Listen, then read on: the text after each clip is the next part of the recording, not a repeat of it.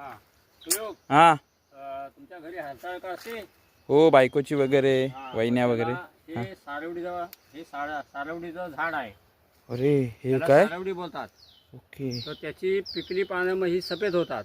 हा ही सफेद पानं घेऊन जायचं हा आणि हरताळका पुजायची. त्या टायमाला ते हरताळकेला ही तिची हरताळकेची आवड आहे. ओके. हा, तर तिला ही पानं न्यायची आणि तिची पूजा करायची. म्हणजे जसं शंकराला आपण बेल अर्पण बेल करतो अर्पण करतो तसं हरताळकेला हे सारवडीचं पान आहे. हा. तिचं नाव आहे सारवडी. ओके.